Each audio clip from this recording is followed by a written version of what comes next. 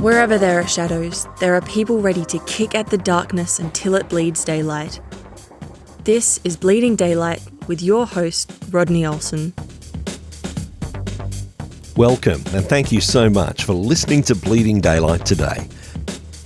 You can explore more inspiring episodes at bleedingdaylight.net. As you listen, please consider who else needs to hear today's episode. Then share it by word of mouth or social media. Today I'm talking to a dreamer and innovator.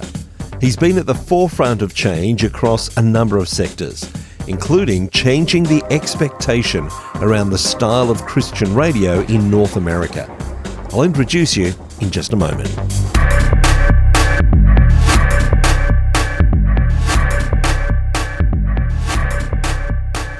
I'm thrilled to introduce my guest today. Scott Fehrenbacher is someone who's spent his working life proving that faith and innovation don't just coexist, they can absolutely thrive together. As CEO of Worship Road Radio Foundation, he's built Canada's fastest growing Christian broadcaster. Scott's journey to get there is what's really fascinating. From leading a NASDAQ-traded company to serving as CEO of Habitat for Humanity Vancouver, and helping grow Grand Canyon University from under 1,000 students to what's now the largest Christian university in the world. He's got an incredible knack for taking organisations that are doing good work and asking, what if we dreamed bigger? Scott, welcome to Bleeding Daylight. Thank you very much, Rodney. It's a pleasure to be here. Now, your list of career achievements is impressive, to say the least. We could spend a lot of time talking about all that you've done, but I'm wondering, what do you see as your biggest accomplishments? I would say, besides being a husband and a father, which certainly are my biggest accomplishments from a professional point of view, I would have to say that the opportunity to really change ministry from a pre-internet world to a post-internet world was probably the most impactful thing I've done in my professional career. And it was a really exciting time, but not one that was easy. It's not an easy road when we do try and change what's already existing and what has stood for so long. And Christians can often be behind the curve when it comes to innovation. So tell me about the innovation that you brought to bear in those early days, and what was it actually all about? We were looking at what the world was doing with America Online, if you remember that, and some of the original and early web-based concepts. It was, as we say here in the West, the Wild Wild West. The policies, the protocols were all being built as we moved on. I think one of the things that people say is we built the airplane while we were flying it.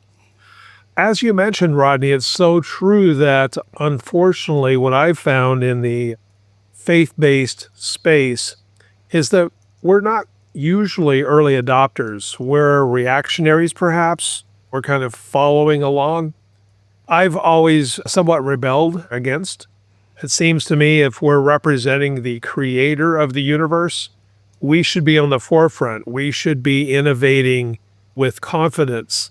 So what we found in creating what we wanted it to be, and it turned out to be the largest destination on the web for faith-based believers to find content that's relevant to them, we had to go out to a number of ministries and convince them that their content would be valuable and effective if it was in a digital realm, if it was available to what we said then, the World Wide Web. What we found was a lot of, I've never done that before, or I don't understand it, or, and you'll love this, what we're doing works. That's just not the way we do things. We did a lot of educating, a lot of face-to-face conversation, and we moved that needle one ministry at a time. But eventually, what we saw happen was people getting access to the gospel in a way that they never had before. And it was really rewarding, Rodney, to see people understand that and their eyes opening to the power of technology and what that can do in really what I think is our responsibility with the Great Commission. There's always danger when we step into those new areas, and there certainly are dangers in that internet space. But how important is it for us as believers to be in those dangerous spaces? Because if we know that they're going to bring people undone, we know there's a lot of darkness online now, that it's very much part of how we live and work day by day. So how much more important is it that we are there shining the light of the gospel into those spaces? Precisely. We don't want to put our head in the sand. I don't think the gospel ever really talked about being safe. It talked about doing exactly the opposite. And you're an example of that. You are creating a podcast, a brand new communication tool, one that many people may not understand the power of. So you're living it yourself. We're seeing it every day, how this has changed people's eternities. That's really what this is all about for me. I know that the end game is really to bring people into fellowship with Jesus and in fellowship with fellow believers, and that can be difficult to do in an online space. And I hear that from people, even pastors who say, hey, look, during COVID, we had to do our services online, and that was great for that time. But now we want everyone back in the church, and so they've discontinued their online services. But what I'm afraid that does is those people who aren't yet ready to step back into the church are missing out. So how do we balance that when we're trying to innovate, when we're trying to use technology? I think what you're referring to is a bit of a black and white philosophy. You're either all in or you're all out. But really, it's both. It's using the technology where it can work and matter, but that doesn't mean that it's at the exclusion of my small group meeting in my house once a week and having fellowship, or going to church plus other activities that I could only do online. So it's not either or, it's both and. And I think if you look at the data shows that those churches that are embracing it and figuring out a way to expand their reach, expand to those that are hearing their message, but not at the sacrifice of those who feel very comfortable or even have the opportunity to visit their church. I'll give you an example.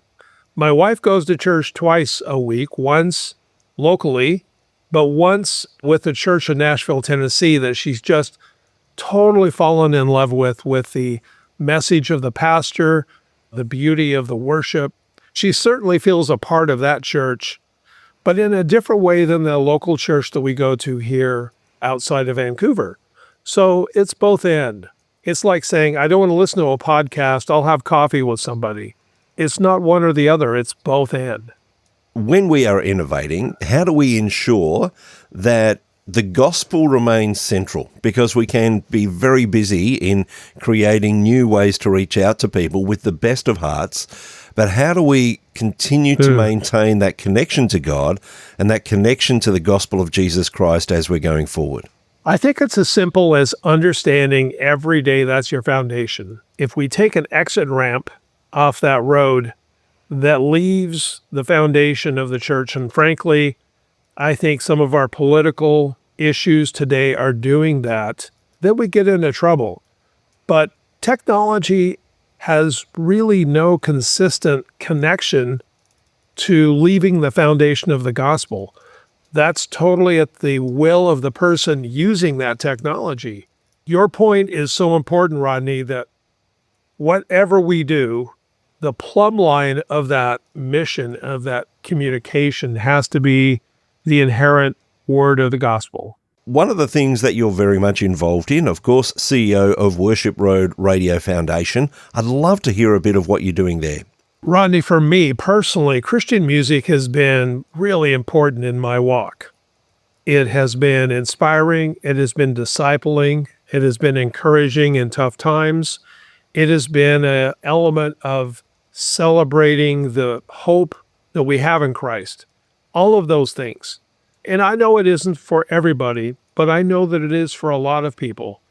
I have a tendency to always consider what we're doing. Can we do it better? Can we build a better mousetrap? And frankly, I've had a frustration that a lot of Christian music radio programming is complacent. It is a bit stale. And we're happy with the audience we have. Yet there's so many people that would benefit from hearing Christian music, even unbelievers. There's an organization in the States called National Public Radio, or NPR. They recently came out with research showing that Christian music has mental health benefits even for non-believers. To me, it's incumbent on us to use that tool to its best potential. And frankly, what we have now in just traditional Christian music radio is too many ads and too many paid sermons, too many fundraising share-a-thons, and it really fatigues the listeners. If you go to Reddit and you just write in Christian radio, you will quickly see some of the common problems and barriers that our present model has. And so at Worship Road Radio, we have jumped out to find a new business model that allows for accessible music in a digital realm with studio quality. You don't have to worry about if you get too far away from the tower that you can't hear it anymore, right? You can hear it in Perth as well as London or right here in Vancouver, the very same quality. And we also wanted to do this in a way that it was simply a pact with our listeners that when you come here, you're going to listen to music. When you come here, you may come here because you have a need, an emotional need, a need for inspiration. You're not going to be met with someone just asking for money or commercial about a tire shop. You're going to hear music. Now, to do that, we needed a different kind of business model. We're a nonprofit, and we've been doing this almost 2 years now, and I'm just so encouraged that it is a brand new way to get Christian message through music around the world. So tell me, how do you fund a non-profit to be providing that quality of music to people around the world? Here's where technology comes in. Our overhead and our costs, being a digital station from the first day, using the different technologies that are now available that weren't available 24 months ago, our expenses are a small fraction of what a traditional Christian radio station or any radio station has been. So the amount of revenue that we need to generate is far less to earn the same kind of margins that allow us to be sustainable. And so what we simply do is a model that allows a sponsor to sponsor an hour of music. So at the top of every hour, Rodney, we might say, please support our sponsor, Bleeding Daylight Podcast. For the next hour, they have allowed us to have uninterrupted music without ads or fundraising. To support Bleeding Daylight Podcast, go to, whatever your website is. That is very unintrusive. It still allows for relevant messages from ministry-minded people to talk to our listeners in a very unknowing fashion, if you will. And so just that revenue stream alone, with a little bit of donor help from those who really see our vision, that sustains our station in a way that not only do we sustain, but we continue to grow. We just launched a magazine called Breakout Magazine. It's an e-magazine.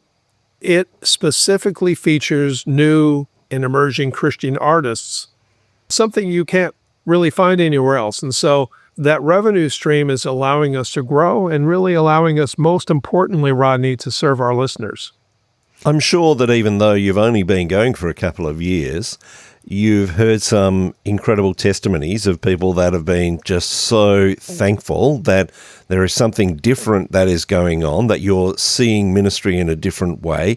Can you tell me perhaps one or two stories of those who have really benefited from this new model of radio?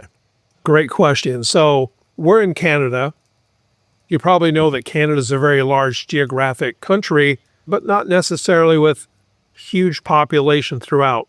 And so it's very difficult in a traditional business model to get music out with small little stations in these small towns. It's economically not feasible.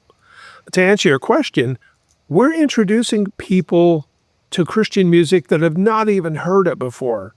They don't even know what it is. They're thinking it's going to be like a church hymn. I got an email just last week from someone in Ontario, a province here in Canada, and it's like, finally, I have access to music I didn't even know existed. I knew it was out there, but I'd never heard it. Thank you so much. I hope you're around next year because I listen to you all the time. I don't know what was the driving force for him to listen to this music, but it was something spiritual. It was an itch that the gospel message through this music is scratching. We hear that a lot. It's what makes it all worthwhile. Oftentimes, I imagine it's also a matter of not just that they're hearing something that is uplifting and pointing them to Jesus, but if they've moved away from some of the traditional stations they've listened to, they're not hearing some of those negative messages that can come from some secular music. It's so interesting, isn't it, that we all understand the power of marketing and the power of putting those words into our head for the benefit of sales or getting us to do something. Yet the same thing happens in music. If you're constantly listening to violent, aggressive, demeaning, vulgar music, there's a consequence to that. I'm not saying that music's all bad. I'm not saying that you should never listen to anything but Christian music. But you're absolutely right.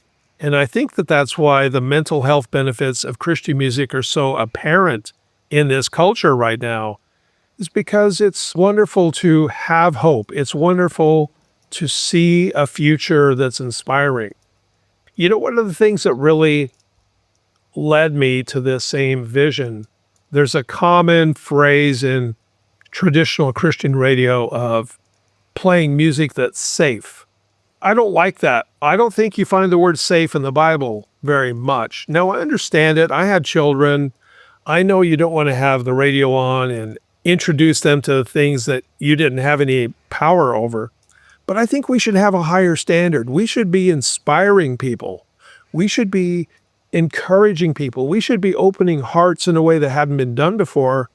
And for me, Rodney, I think music is one of the final frontiers of communication that haven't been politicized, that doesn't have baggage around it, but allows the Holy Spirit to really talk to your heart. I'm a huge advocate for this, of course, and I think that this is one thing to avoid some of those negative images and negative words that can come through otherwise. Now, I know that this question might sort of start to give away your age, but tell me who were some of those initial Christian musicians that you started listening to that got you hooked on Christian music? Oh my gosh. So years and years ago, not quite back to the dinosaurs, but I lived in Houston, Texas, just got married to my wife, heard the very first Christian station called KSBJ. They played this song from a group called Second Chapter of Acts. And I thought, oh my gosh, I love that song. I mean, I'm listening to Ted Nugent and Journey. I love Journey. But it's like, here's something that I can really get into, and I didn't even know it existed.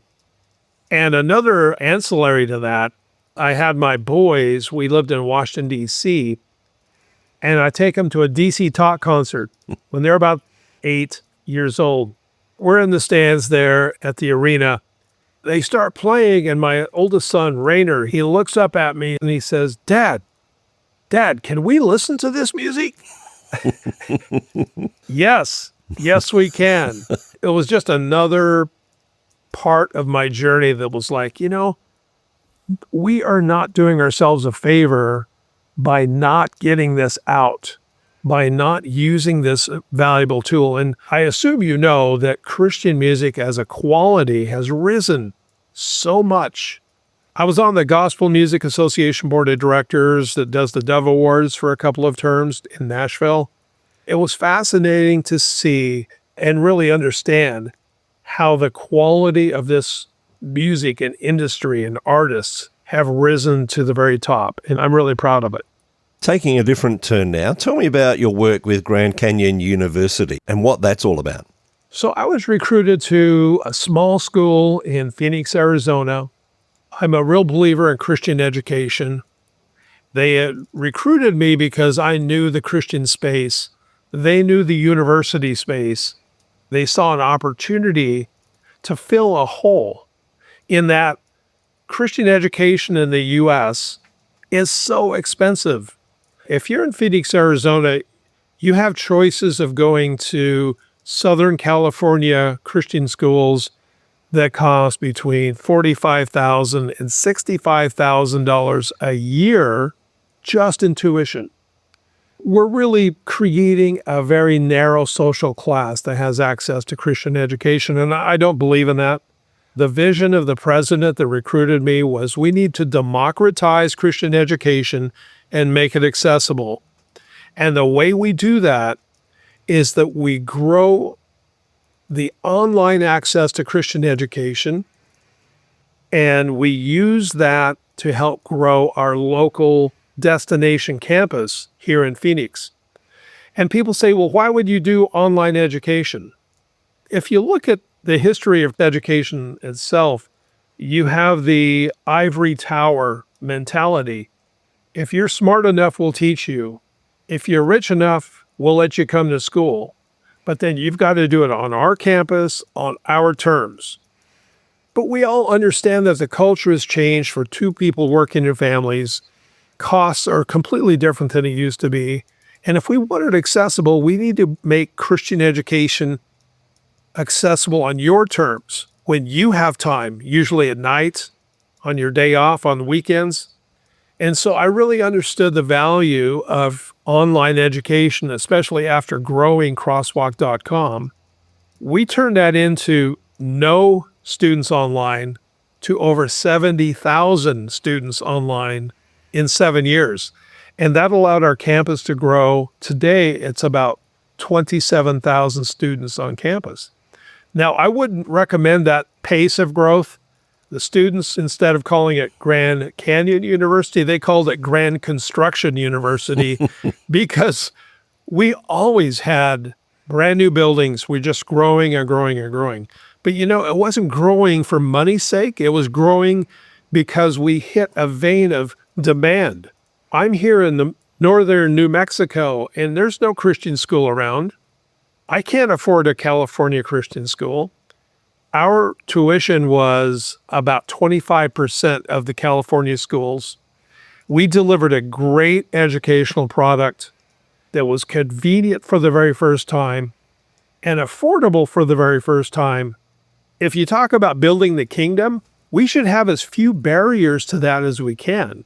And yet Christian education had lots of barriers. If you sat back and looked at it, a lot of barriers. And so I was very fortunate as a senior vice president and on the executive team at GCU. I learned so much, but moving it into the digital realm changed Christian education. And today, like you said, Rodney, it is the largest Christian university in the world. You keep saying about various things, what if we dreamed bigger, and thinking of how do we do this differently so that it's more effective. I'm sure that there are people listening at the moment and they're doing their day-to-day work in the same way that they have, and there's nothing wrong with that. We need to find that way to make things work. But for the person who's thinking, I really do need to start dreaming bigger, I really do need to look at, is there a way to innovate this for the sake of the gospel in my day-to-day work, in my family life? How do we start to get that mindset around change, not for change's sake, but for the sake of innovating and growing for the gospel? I think it comes down to the word purpose. What's our purpose? I had a mentor years ago. We're having breakfast one day, and I had this opportunity in front of me, and I talked to him. I said, Jeff, I'm very comfortable with what I'm doing, in my hometown, my kids in school. What should I do? What would you do? And he said, Scott, let me ask you one question. When is the last time the Lord's will was in your comfort zone? And I immediately said, Rodney, I said, Jeff, I wish you never would have said that because I'm never going to forget it. And it really comes down to that for me. Am I here to be comfortable? No, I don't think so. Once you step out and really seek the obedience of following whatever God's put on your heart, it's not going to be easy or it's not going to be comfortable, But the reward, we all know this, the reward is something that man can't do, something we can't buy. I have this motto that has driven me because someone told it to me once and I've held on to it. Have a dream so big, so audacious, that without the direct intervention of the hand of God, it's inherently doomed to failure. And what that says to me is, look, if you have a dream that you can do in your own talent and your own resources, it's really not a dream, it's just a goal. But if you want to step out and say, Lord, I want to do what you're asking me to, but I know I can't do it on my own. I know that you must intervene for this to happen. It's scary as all get out, and I know a lot of your listeners do that and know that. And I'm sure starting your podcast was like that. But the reward is worth every bit of it because these are eternal rewards that really mean something. It's not a certificate on the wall. It is the definition of real meaning. It's a curse and a blessing at the same time. So that's what drives me, and that's how I'd answer your question. I know that there could be people listening thinking, well, it sounds like everything Scott touches turns to gold, but I'm sure that there have been setbacks along the way. Can you tell me perhaps even about one of those setbacks where things didn't turn out as you had planned and the lessons that you were able to learn from that? Yes, even the ones that work. We have many, many disappointments along the way. We learn the simple things. You've got to get back on your horse when you fall off the horse. It's easy to feel like, Lord, the money is not catching up with my dream. Do I just quit? I don't over-spiritualize this, but that's when you get deeper into that dream. That's when you get deeper into that dependence on the Lord. Isn't that what the Lord wants us to be, is dependent? I don't want to tell you the name of the organization, but I was the CEO of one organization that I really felt like God opened the door to. But I soon learned that this organization, even though it had a Christian foundation when it was started, this organization turned away from God. And I was soon seen to be this person who threatened to re-Christianize the organization. And it turned into a very negative and nasty cultural battle. But on the other hand, it allowed me to say, listen, am I going to stand my ground? Or am I going to do what's comfortable and just be silent? We won't know until we get to heaven what the seeds will germinate to that we planted even in those tough days. Even at Grand Canyon University, at Crosswalk, and of course here at Worship Road Radio, we run into those disappointments. Those are small battles, but they're not the war. We've got to be aware that God has different metrics for success than we do. We often see things as it's gone smoothly or not, and oftentimes God is seeing success from a very different perspective, isn't he? Oh, isn't that the truth? It's so hard to keep that perspective because everything around us tells us not to. I mean, you have the same daily devotionals and they help. But for me, I need Christian music. I need to be around the Word. I don't want it. I need it. Someone would say, well, that's a crutch. No, it's not. If you understand God's economy, that's the fuel that we need to keep this race going. Scott, if people are wanting to get in touch, find out a little bit more about Worship Radio, where is the best place for people to find you? It's very easy. Our website is worshiproad.com, and we have free apps that are the most effective way to get a hold of us, both Google and Apple. You just go to the store, put in Worship Road Radio, or if you have a smart speaker like Alexa, you just ask it to play Worship Road Radio. We're available 24/7. We're never going to ask you for money, and we're going to keep an access to inspiration at your fingertips. The links are in the show notes at bleedingdaylight.net so that you can find that easily if you didn't get to write that down as Scott was mentioning it. But I just want to say, Scott, thank you so much for your time today on Bleeding Daylight. Thank you for the story that you're still writing. It's been a pleasure to chat with you. Rodney, this has been my pleasure. I love your show, and thank you for inviting me. Thank you for listening to Bleeding Daylight. Please help us to shine more light into the darkness by sharing this episode with others. For further details and more episodes, please visit bleedingdaylight.net.